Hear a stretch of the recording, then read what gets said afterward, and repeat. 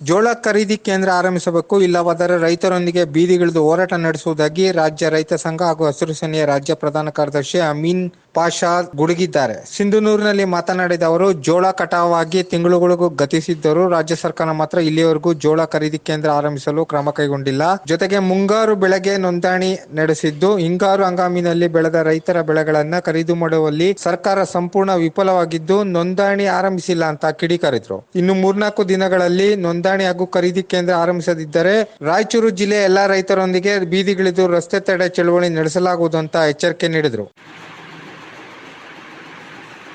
ಈ ಜಿಲ್ಲೆಯ ಶಾಸಕರಿಗೆ ವಿನಂತಿ ಕೇಳ್ತಾ ಇದ್ದೀವಿ ನಾವು, ಯಾಕ್ರಿ ನೀವು ಇವತ್ತು ಖರೀದಿ ಕೇಂದ್ರದ ಬಗ್ಗೆ ಶಾಸನ ಸಭೆಯಲ್ಲಿ ಮಾತಾಡಿಲ್ಲ? 7 ಜನ ಶಾಸಕರು. ಕಾರಣ ಏನಾಗಿತ್ತು? ನೋಂದಣಿ ಮಾಡಿದ್ರಿ, ನೋಂದಣಿ ಸಹಿತ ಹಿಂಗಾರು ನೋಂದಣಿ ಆಗ್ತಾ ಇಲ್ಲ. DC ಸಾಬ ಕೇಳಿದ್ರಿ, ಹೇಳ್ತಾನೆ ಇಲ್ಲ ನಾನು ಕಮಿಷನರ್ ಪತ್ರ ಬರೆದಿದ್ದೀನಿ, ಅದು ಬರ್ಬೇಕಾಗಿದೆ. ಮತ್ತೆ ಇವೆಲ್ಲ ತೊಂದರೆಗಳಲ್ಲಿ ಸಿಕ್ಕಾಕಿದ ನಂತರ ಯಾಕೆ ಬೇಕು ಶಾಸಕಾಂಗ? ಯಾಕೆ ಬೇಕು ಇದು ಕಾರ್ಯಾಂಗ? ಇವತ್ತು ಯಾವ ಉದ್ದೇಶಕ್ಕಾಗಿ ನೇಮಕ ಆಗಿದ್ರು ಆ ಕೆಲಸ ಮಾಡದೇ ಇದ್ರೆ ನೀವು ಯಾಕೆ ಬೇಕು? ಅದಕ್ಕಾಗಿ ತಕ್ಷಣದಿಂದ ನಮಗೆ ಇನ್ನೂ 3-4 ದಿನದಲ್ಲಿ ನೋಂದಣಿ ಕಾರ್ಯ ಪ್ರಾರಂಭ ಆಗಬೇಕು. 8 ದಿನದೊಳಗಾಗಿ ತೂಕ ಪ್ರಾರಂಭ ಆಗಬೇಕು, ಖರೀದಿ ತೂಕ ಪ್ರಾರಂಭ ಆಗಬೇಕು. ಇರಲಿಲ್ಲ ಅಂತಂದ್ರೆ ನಾವು ಕರ್ನಾಟಕ ರಾಜ್ಯ ರೈತ ಸಂಘದಿಂದ ಚಳವಳಿ ಅಂದ್ಕೊಳ್ತಾ ಇದ್ದೀವಿ.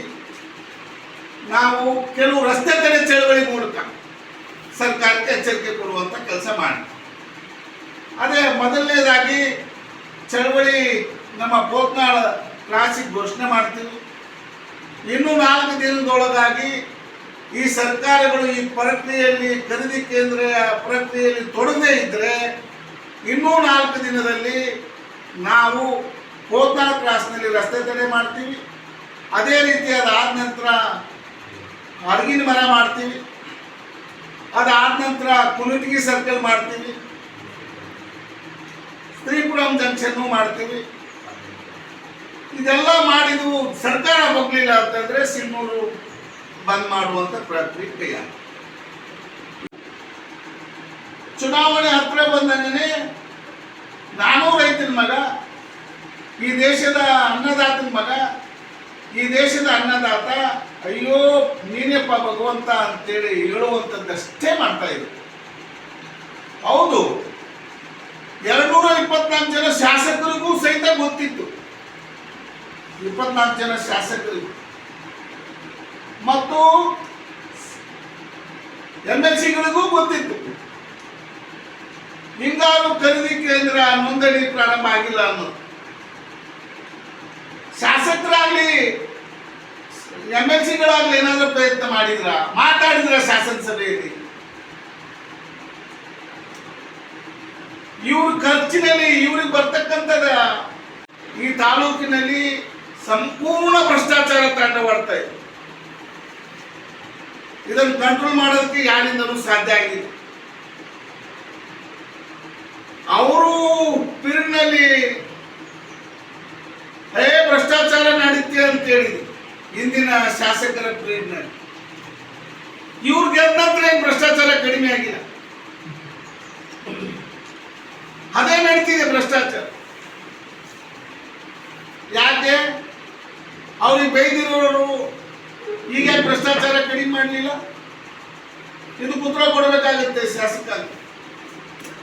ಎಲ್ಲ ಇಲಾಖೆಗಳಲ್ಲಿ ನಿರ್ದಾಕ್ಷಿಣ್ಯವಾಗಿ ಭ್ರಷ್ಟಾಚಾರ, ರೆವಿನ್ಯೂ ಇರಬಹುದು, ಬೇರೆ ಬೇರೆ ಇಲಾಖೆಗಳಲ್ಲಿ ನಿರ್ದಾಕ್ಷಿಣ್ಯವಾಗಿ ಭ್ರಷ್ಟಾಚಾರ ನಡೀತಾ ಇದೆ.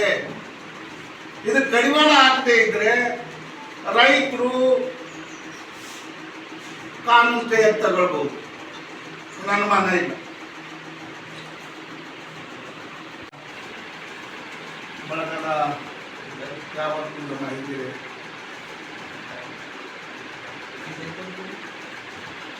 ಇವತ್ತು ಪತ್ರಿಕಾಗೋಷ್ಠಿಯ ಉದ್ದೇಶ MSP ದರದಲ್ಲಿ ಜೋಳ ಖರೀದಿ ಕೇಂದ್ರ ತೆರೆಯುವ ಬಗ್ಗೆ ಹಾಗೂ ಹಿಂಗಾರಿ ಜೋಳ ಖರೀದಿ ನೋಂದಣಿ ಮಾಡುವ ಬಗ್ಗೆ ಇವತ್ತು ಈ ವರ್ಷ 2024-25 ಸಾಲಿನಲ್ಲಿ ಜೋಳ ಖರೀದಿ ಕೇಂದ್ರ ಸಂಪೂರ್ಣವಾಗಿ ನೋಂದಣಿ ಮಾಡೋದಾಗಲಿ ತೂಕ ಮಾಡಿಕೊಳ್ಳೋದಾಗಲಿ ಹಿನ್ನಡೆ ಆಗ್ತಾ ಇದೆ. ಇವತ್ತು ಸರ್ಕಾರ 2022-23ಕ್ಕೆ 1 ಎಕರೆಗೆ 10 ಕ್ವಿಂಟಲ್ ಅಂತ ಘೋಷಣೆ ಮಾಡಿತ್ತು. ಇವತ್ತು 2024-25ಕ್ಕೆ ಎಕರೆಗೆ 20 ಕ್ವಿಂಟಲ್ ಅಂತ ಘೋಷಣೆ ಮಾಡಿದೆ.